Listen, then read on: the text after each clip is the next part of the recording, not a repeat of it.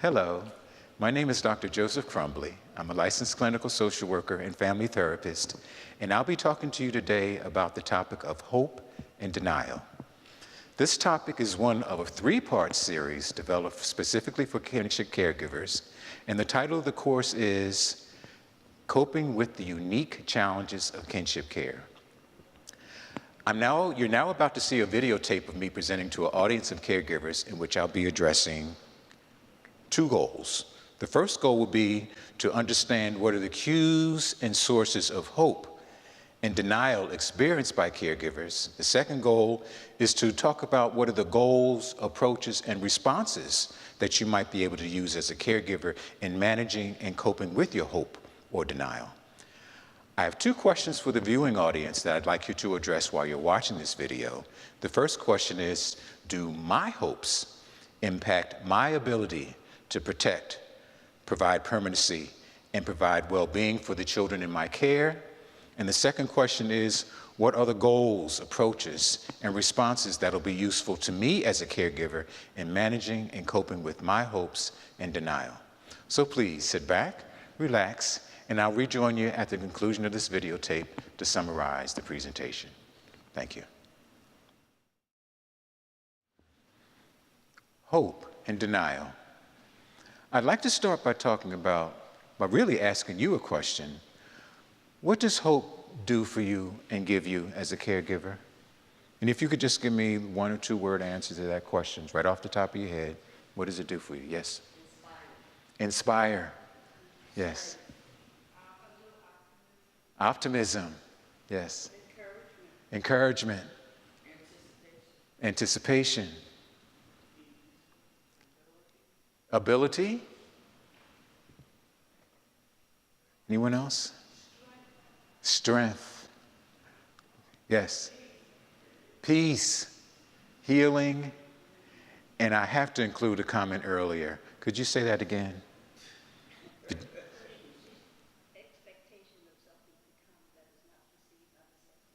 Expectations of something to come that is not perceived by the senses.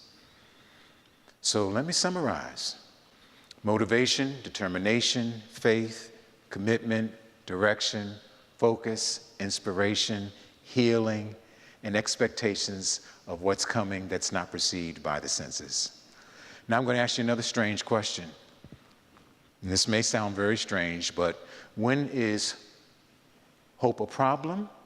And when does hope become denial? And by denial, I'm talking about not being able to accept the truth, not being able to accept what's real. So my question to you is, when does hope become a problem or denial? Yes, ma'am. Resistance to the obvious. Problem or denial? When? What else? Discouragement. Uncertainty. Yeah, that's when you know you're starting to avoid it. Avoiding the pain of asking those questions? Yes. Confusion. Okay. Yes, ma'am.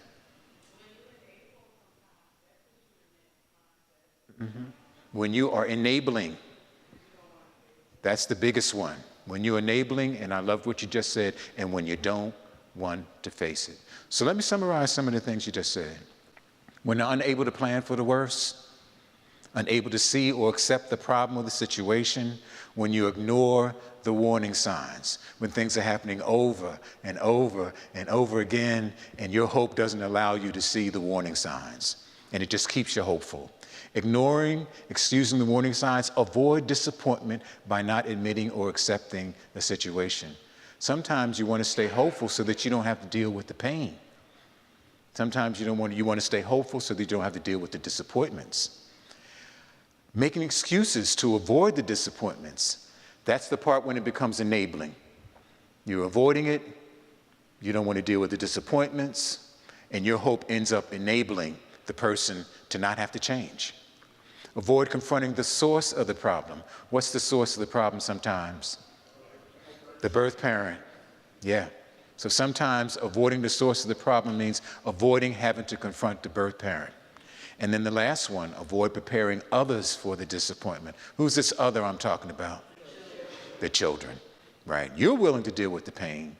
You're willing to deal with the disappointments, but you don't want to have to see their pain and disappointments, so you don't deal with it. You just stay hopeful, and it becomes a problem when you let who stay hopeful? The children. That's the biggest problem with avoiding. That's when hope and denial is a setup and becomes a problem, because not dealing with the hope, not dealing with the disappointments allows the children to continue to hope. Some sources of hope for you. Parents and the child's reunification, they're going back home. That's got to be a big source of hope, that they're going to get it together, that they're going to go back home. But that can become a source of denial and a problem when what? When they don't do it and you don't make what?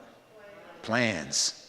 That's how hope can become a problem. That's how hope can become denial, where you're so hopeful till you avoid making the plans. Expecting the birth parent to accomplish requirements for reunification, that's a hope that they're going to get it together. But then how does it become a problem? How does it become denial? When they don't do what they're supposed to do, and you don't plan for it, and you won't even allow yourself to think about it, because you're so hopeful. I won't think about it, it's not going to happen, so you don't end up doing any planning for yourself or who else? The children. Caregivers hope of resuming and pursuing a previous lifestyle and goal. Now that's a big hope. I'm going to go back to being grandma. I'm going to go back to being aunt. I'm going to go back to being aunt and uncle again. I'm going to go back to retirement, my lifestyle. I'm going to be able to take those trips, the privacy of my house. But when does it become denial? When you don't plan for it, when they don't do it, when you don't plan for it just in case, or when you don't come up with a notice to let them know, hey, this is when it needs to start. When you don't have discussions about when enough is enough.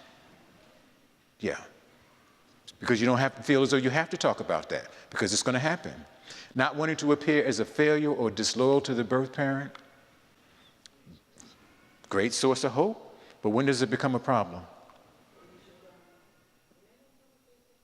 Back to when they don't do what they're supposed to do and when they haven't earned your loyalty. It's when you're not able to place limits on the loyalty. That's when it becomes a problem. Conditions for the loyalty and boundaries for the loyalty. Your loyalty is just boundless. And then the children going back home, that becomes a source of hope.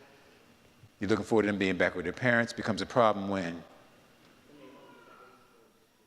the children aren't going back, not doing what they want to do, what's supposed to do, and then not being able to help the children plan for the disappointment. Some cues. I know my son and daughter's going to do it. He'll get it together. She'll get it together this time. That can become denial when you don't talk to them about what? This being the what? The last time. Got to be able to have that conversation too. So it's almost like, yeah, I hope you're going to get it together, and I hope this is the last time too. And having that discussion in there. He couldn't have done this. She couldn't have done this. I didn't raise him or her that way. He told me he didn't do it. How can that become a problem? You're hoping that they didn't do it. When does it become a problem? Not realistic, when you're avoiding the what? The truth. You're not even asking for evidence. I don't mean to turn you into private investigators, but you need some evidence. You need some information. Give me a reason to believe you. That's all you're asking for. Give me the reason.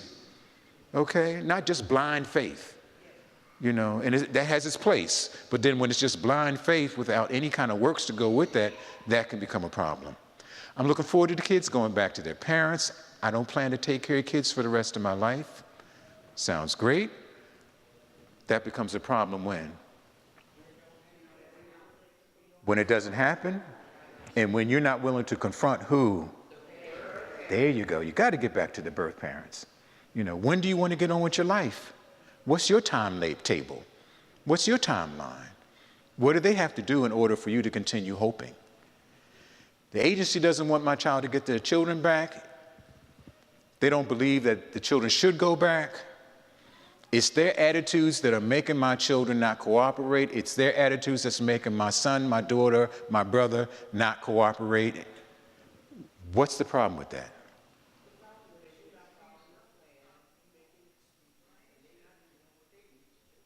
Problem is that they're not following plans, they're not doing what they're doing, and you're making excuses. That's the one.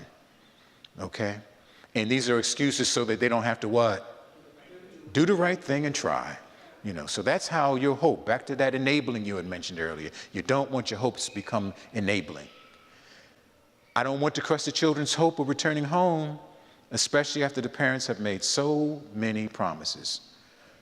How can that become denial? What's the problem there? Disappointing the children. That's what you're avoiding. Remember, denial is avoiding what's real and avoiding the disappointment and the hurt that goes along with accepting what's real. You see it, you know it, you're not telling the children, so they're set up to keep hoping. Yeah, so the work there is, when am I going to tell the children? When do they need to know? And that last one, I don't want my son to think I've given up on him and to believe the things that they're saying about him. So no, I'm not adopting. What's the problem there? Denial. And putting the birth parents' needs before who? The child. Right. You want that birth parent to feel that you believe them, that you're loyal to them, and you end up putting the needs of the children second. That's when that hope can become a problem. So what do you do about it? First thing is, you've got to be able to put those plans in place even if you don't think that they're necessary. You don't want your hope to stop you from seeing the danger. And that's one of the hardest things, I think, for caregivers to have to do. He's not going to hurt the children, so I shouldn't have to supervise the visit. See how your hope is? I don't have to check his eyes out to see if he's high, because he's not going to do that. I don't have to hold him accountable for being late. He was late this time, but it won't happen again. Okay? So those are the kind of things you avoid. Even though you're seeing it, it's happening, but you don't put the safety plans in. You don't put the visitation plans in. You don't put the supervision plans in. You don't follow through with the restraining orders because you don't see the danger. Okay? And I think it's important that you have to acknowledge it. The second goal is develop concurrent plans. Hope for the best, but plan for what? That's all that means. Know when and how to engage the children in alternative planning. That means avoiding not telling the children what's going on because you don't want to have to deal with their disappointments. The third one, not projecting their hopes or the parents' hopes and promises onto the children. And we're going to talk more about that. And then reinforcing the children of being protected and believed. When the children start disclosing to you what happened to them and what they started to experience, how are you going to make it safe for them to tell you? That's what that's about. So let's talk more about that. First one, here's your script. These are things you may need to have to say to yourself. Your goal, plan for yourself before somebody else plans for you. You got to hope for the best, plan for the worst. So to make sure you do that, here's some conversations that you can have with yourself. Yes, we're family and we should be hopeful, but will our hope stop family court and the agencies from making decisions for the children if we don't? In other words, if you don't plan, someone else is going to plan for who? For you. And plan for who else? Your children. Do we have a backup plan to make sure the children remain in the family just in case they don't return to their birth families? So this is your conversation with your family members. And the last one, which I think is the most important one, is having what I call, if not, then what conversations with yourself. They sound like this. I hope he gets through the rehab program, but if not, then what? I hope he gets that job, but if not, then what? I hope that he can find the housing he's supposed to be getting, but if not, then what? Make sense? It's the if not, it's the hope he does, but it's the if not, then what that makes you plan for just in case. Developing alternative plans. Conversation sounds like this. Well, when will I know it's time to make alternative plans? What activities by the birth parent and my son or daughter will let me know when it's time to plan? In other words, you're using the birth parent's behaviors as direction that tells you what to do. In other words, it's the parent's activity or inactivity that lets you know whether or not you need to plan. That's what it's based on. So rather than you have to when do I plan, you watch the birth parent, you take their lead. But you got to be realistic enough to see if they're doing it or not doing it, okay? How much time and how many chances are the courts going to give them? That's the other thing that's going to make you be realistic. Your patience is boundless, but you got to start thinking like the courts. How many times, how many chances, how long are you going to wait? Not giving children the hopes. Now, this may sound strange. What hopes do I need to keep from the children or share only with friends and adults? How will I help the children recover? The formula here is, well, I'm going to tell you what. The formula is something that I learned from you. How many times have you not told the children that mom and dad were coming over until they're where? There. How many times do you tell the children that that mom and dad are going to call? You don't do it until when? They call. How many times have you avoided telling the children that they were going over for the weekend or going out to the park? You don't do it until when? Until they actually show up. Somebody said, knock on the door. Okay? Exactly. My whole point is, the formula here is, you don't give them the hope unless they can handle the disappointment. So you don't give them the hopes of them showing up. You don't give them the expectations that they're going to be there, because you don't want to give them feelings of frustration that they can't handle and that you can't handle, because then you got to be able to help the children and help them cope with that. So yeah, don't give them what they can't handle. Put those plans in place. Even though you believe they didn't do it, you still have to think about, well, what does the agency think? You may trust them, but the agency is seeing them as what? The problem. Right. You may see them as your son, your daughter, your sister and brother. They're seeing them as what? Adults, clients. So what do I need to do to protect my son and daughter from being accused? It may mean putting in those restraining orders, following you with those safety plans, having those instructions in place, following through with supervising. And the last part to me, which is so important, is what do you need to do to make sure that your children are believed? That might mean not letting your hopes and beliefs about the birth parent stop you from listening and believing the children. It's being able to let the children know that regardless of what you're saying, I believe who? You, exactly. So in summary, hope for the best, but you need to make plans if your hopes aren't going to be reality. Have hope and alternative plans in place. That doesn't mean that you're being disloyal. And make sure that hope doesn't become a problem by you not being able to make alternative plans that are going to keep you safe and the children safe. So thank you so much. Hope you find this useful. Welcome back. I'd like to summarize this presentation by starting off with looking at why you need hope. And if you remember the responses from the caregivers in the audience, they gave you a nice list of why you need hope. It gives you focus, it gives you determination, it gives you purpose, it gives you direction, it gives you its healing. But we also, if you notice, I also asked the question, when does hope become a problem? When does hope become denial? And you heard responses like, when you won't accept what's real, when you're not dealing with the truth, when you're not willing to deal with what's obvious, when you're making excuses, when you're enabling. And the biggest one was when you're not willing to tell the truth to the children and to prepare them for the reality, because you don't want to have to deal with their pain. So that's some of the reasons why. Some of the goals in order to how to handle that is being able to, number one, put those plans in place before somebody else does. Number two, hope for the best so you can plan, and at the same time plan for the worst. Some other strategies that you might want to work on is developing the alternative plans, again, before it happens, to avoid having to be in a crisis. And number two, not projecting hopes on the children. In other words, not giving the children hopes if they can't handle the disappointments.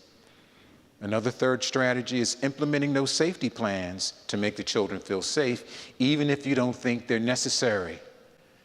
Not ignoring the danger. And even if you don't think the danger is there, still being able to put those plans in place. What we're talking about here is called prevention planning in kinship care. That's what this is all about, prevention planning and safety planning for children. But it starts with you first, being able to look at your hopes, look at your dreams, look at your expectations, and at the same time, being able to remain hopeful, but planning for the worst. in planning for the children in order to keep them safe as well as you. So thank you so much. I hope you find this useful. Keep up the great work that you're doing. Thank you.